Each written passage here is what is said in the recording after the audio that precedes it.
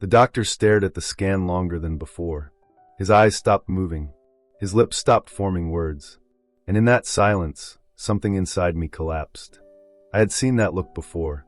Months earlier. The same room. The same screen. The same doctor saying words that split my life apart. You have cancer.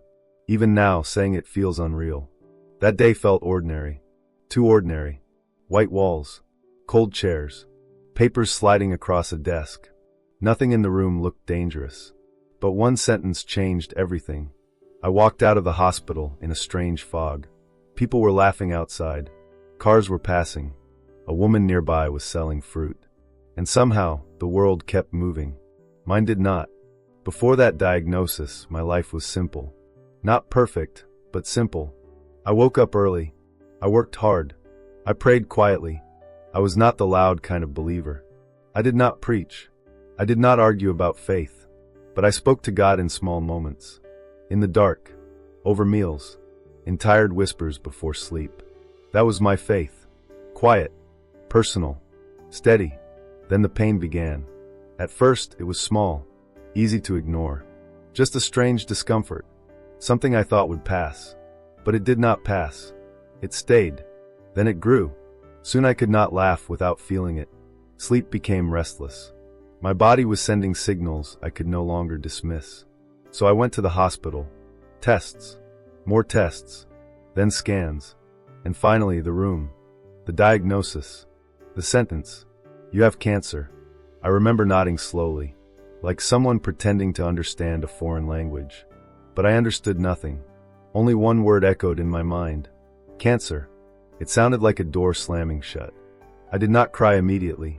I thanked the doctor, picked up the papers, walked outside, sat inside my car, and broke. Not quiet tears. Not the kind people wipe away quickly. I mean the kind that twist your chest. The kind that make breathing difficult.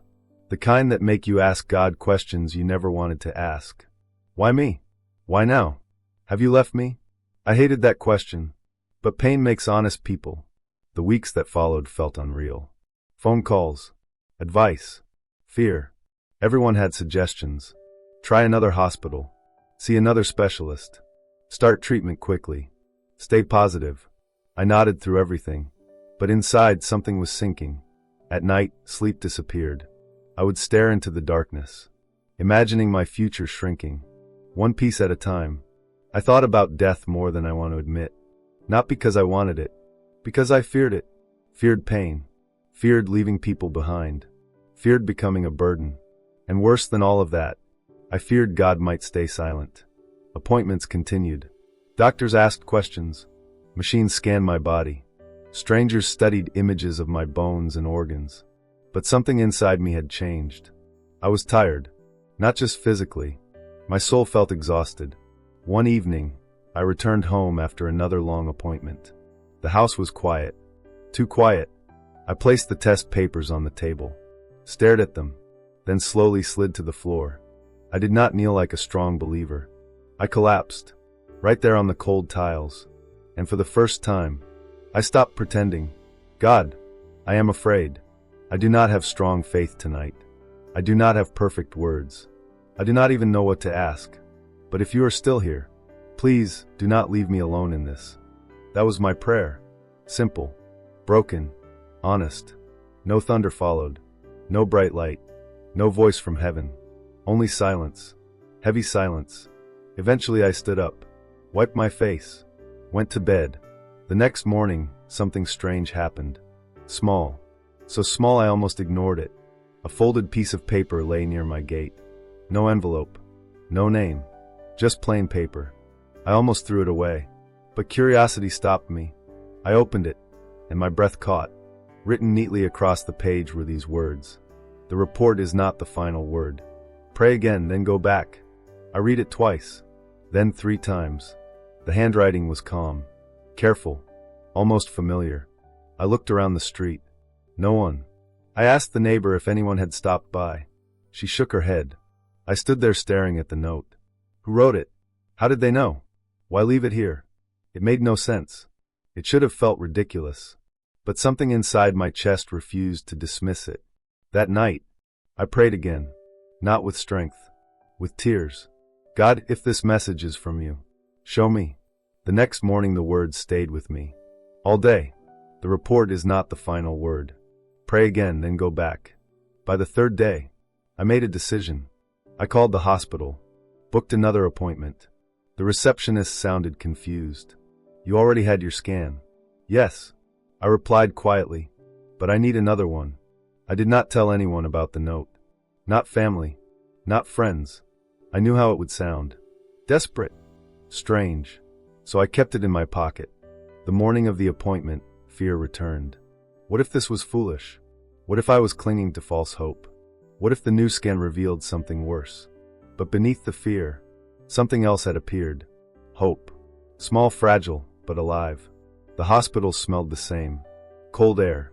Quiet hallways. The waiting room felt familiar. Too familiar. I sat there holding that folded paper tightly. When my name was called, my legs felt weak. The scan took minutes, but the waiting afterward felt endless. If you have ever waited for life-changing news, you understand. Seconds stretch. Silence grows heavy. Every sound feels important. I whispered small prayers under my breath. Lord, stay with me. Then the doctor called me in. He opened my file. The scan appeared on the screen. And then it happened. He leaned forward, looked closer, moved the image slightly, checked another angle. Then he stopped talking. My stomach tightened. I knew that silence. I thought, this is where the bad news comes.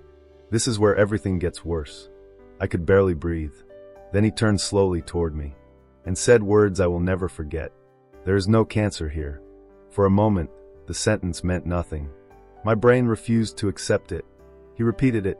There is no cancer here. My eyes filled instantly. My hands began shaking. The doctor kept explaining. The scan showed nothing consistent with cancer. They would review the earlier report. Sometimes mistakes happen, but I was barely hearing him now. One sentence echoed through my whole body. There is no cancer here. Tears started falling. Uncontrollable. The doctor handed me tissues. I tried speaking, but only sobs came out. Relief can break a person too. After some time, I asked the only question I could. How? He paused, then answered carefully. Sometimes medicine cannot explain everything immediately. That was a doctor's answer. Professional.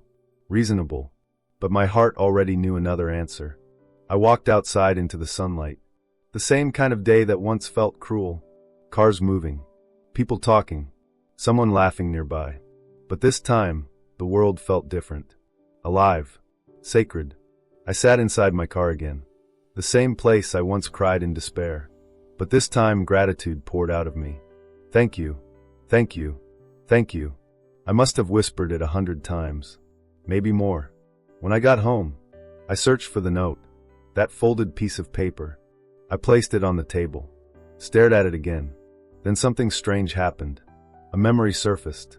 I had seen this handwriting before. Not often, but enough to recognize it. My mother's handwriting. She passed away 3 years earlier. I know how unbelievable that sounds. But listen, my mother used to leave notes everywhere. Inside books. Near the kettle. Beside my shoes. Small reminders. Scriptures. Encouraging words. Her handwriting had a certain curve. Especially the way she wrote the letter R. And on that paper, it looked exactly the same. I pulled out an old Bible she once gave me. There was a note still inside. I placed both papers together. My hands began shaking again. Same curve. Same spacing. Same gentle slant. I sat down slowly. Speechless. Maybe heaven is closer than we think. Maybe God sends comfort in forms we recognize. Maybe the miracle was not only the healing. Maybe it was the message too. Because that is exactly how my mother loved. Quietly. Specifically. At the exact moment I needed it. Later, the hospital admitted something. There had been an error. A misread scan. A human mistake. That explained part of the story. But not the note. Not the timing. Not the moment hope returned. Since then my life has changed. Not into perfect faith. Not into someone who never doubts. But into someone who knows this truth. God moves even when silence surrounds us. Sometimes miracles arrive quietly. Sometimes through doctors. Sometimes through unexpected messages. and sometimes through a folded note waiting by a gate. I still keep that paper today, carefully folded, protected, not as magic, but as a reminder. The report is not the final word. And maybe someone listening right now needs to hear that.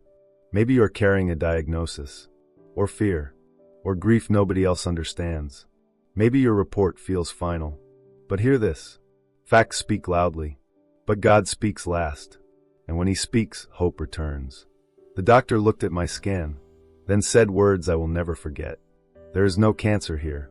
If this story reminded you that God still answers quiet prayers, take a moment to like this video and subscribe to this channel, because some miracles are silent, some are hidden inside ordinary days, and some stories are still waiting to be told.